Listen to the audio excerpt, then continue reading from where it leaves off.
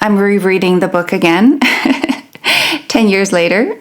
It's about understanding who we are and why we're here. There's that aspect about self-worth and self-identity. But how does Maya's story compare to your own spiritual journey?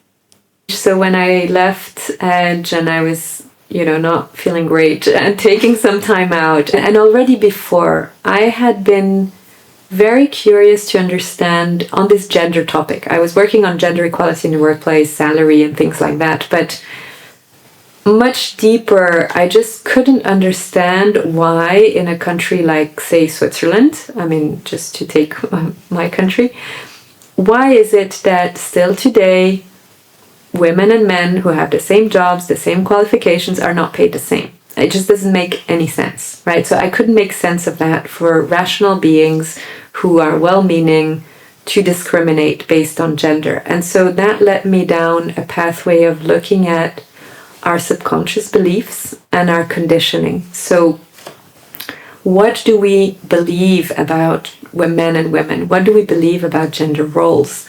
And what do we believe even more deeply about different types of leadership qualities, right? So how is a woman leader supposed to behave versus how is a male leader supposed to behave? And of course, since I would say in the last 10 years, things have evolved, but there's still some very strong stereotypes and norms about how a woman's supposed to be, how a man's supposed to be. And so that reflection led me to understand how our beliefs are formed in our early childhood and even before, when we're in the womb of our mothers. And so how we are really conditioned to believe certain things. And that this shapes our choices, it shapes our behaviors, it shapes our patterns. The parallel between my story is that I went on a pretty deep introspection, of course, using myself as the base of, scientific exploration of the subconscious, to start to unpack some of that and understand how these mechanisms work. And I wanted to share that. I wanted to share what I had learned. I wanted to share what I had understood. And so Maya, it's fiction because this character working in New York, I've never worked in the types of settings that my character is living in. I have. Yes, I know you have. So that if you want, the outer part of the character is very different, yet the subconscious conditioning and the patterns that she then starts to see as she goes on that journey, I think those are patterns that we share. And we, a lot of people share also from what I've heard from the readers, men and women. I've had men also say, wow, you're in my mind. Like, this is exactly what's been happening to me. So it's not unique to women by any means. And why did you write it in the form of a fictional novel? Because I love stories and I don't read nonfiction. I love reading fiction. I feel like it's a very liberating. You can be much more creative.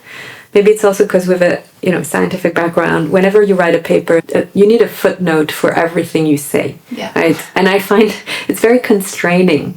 You can't just say something because you want to say it. In fiction, you can say whatever you want because you're telling a story. And so after a decade of writing a lot of papers and that had to be so rigorously documented and justified, I just wanted the freedom of writing a novel. And because I love, stories and storytelling, and I had been writing very short things all my life, but the idea of a novel was very appealing to have kind of this longer form to explore characters. And you also wrote the novel in Greece, near Delphi. Tell us, what was that like? Did you pick to go to Greece to write that? It just came to you? Yeah, it was a bit of a synchronicity because as I wasn't feeling so well, a friend of mine invited me to stay there at her parents' house. And it was near Delphi. And I was intrigued because I had never been to Delphi. And I was intrigued by the story of the oracles and the priestesses.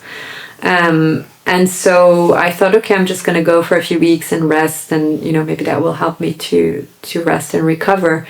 And I ended up staying 8 months and writing my book there. So it it was synchronicity. The more I stayed, the more I understood how this story of the priestesses of Gaia, the Pachamama, in ancient Greece, these priestesses were devoted to the Mother Earth. And it was very inspiring to me because I saw this parallel between how patriarchy had kind of, eradicated this whole devotion to the Mother Earth from women priestesses, and not just patriarchy, but Christianity, where a lot of these ancient rituals in Europe that were there in pre-Christian times and that were about this connection with the earth and with all living things had been replaced and completely kind of picked out of our daily lives. And I already wanted to write about this topic, but being there gave me much more material and inspiration to write about how do we reconnect to the Mother Earth. What does it mean in Bolivia, but what does it mean? What could it have meant in ancient Greece? Of course, I'm using my imagination, but I saw this very strong parallel even between these two cultures, and so that ended up in the story. Because the oracle also ends up in the story. Exactly. Okay, so we're going to go back and talk about the sacred feminine. You did a TEDx talk. It's called Reclaiming the Feminine. What is the feminine? And why is it worth less than the masculine? Yeah, so I got a lot of attacks. Just using the word the feminine can trigger a lot of people, which is what I realized in these past 10 years. And which to me is indicative that there's a problem, right? If a word triggers someone, then there's a problem. So I think to me, and there's so many different ways one can define the feminine, but to me, we have two genders, right? Men and women, and I know this could also be questioned, but anyway, there are within each human being different aspects to us. I mean, you could call it yin and yang with another cultural context, or you could call it masculine and feminine. They're two polarities that are complementary and that are both needed. And so one could say that we have these qualities within us that we could call feminine because they're more linked to the giving of life and the nurturing of life, which is what mothers do and women do in terms of actually giving life. And so these feminine qualities to me are about nurturing and caring, but they're also about empathy, about intuition. So you could almost say left brain, right? So one could put different words to it.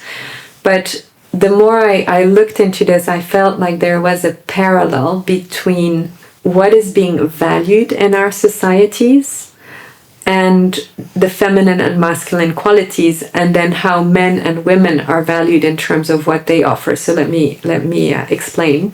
So we live in a model where in the business context, it's the rational mind that's being valued, right? You have to be objective, you have to be linear, you always have to be well. I mean, there's a certain stereotype of how we need to be in the workplace that one could really map onto a certain type of qualities. And then there's a whole other set of qualities that every human being has, no matter what their gender is: intuition, empathy, compassion, connection, ability to really sense and receive information in a way that is not through the rational analytical mind. And so I'm calling that feminine.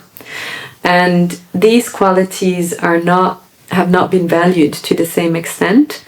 And I think that if you look at our history as well, there were a lot of women, especially in Europe, the women who were the holders of some occult and esoteric knowledge, or who knew about plants, who knew about healing. I mean, these women were all killed, basically. 1 million witches were killed during the Middle Ages. So we wiped out the women who were holders of a certain type of being and a certain type of knowledge. And in our subconscious, this means that you cannot be like that, right? I mean, there's like this fear, this collective subconscious fear as a woman. If you go down that way, you will be killed by the system. So if you put all of this together, there are qualities within each of us that we hold as less valuable, and therefore we don't develop them to the same extent. And then as a society, women who traditionally tend to have more of those qualities are not, or even nurturing, giving life, staying at home as a mom, it's not being valued to the same extent. To continue listening to this episode, please visit thefounderspirit.com or search for The Founder Spirit on Apple, Spotify, or Google Podcasts. Thanks for tuning in. I'm your host, Jennifer Wu.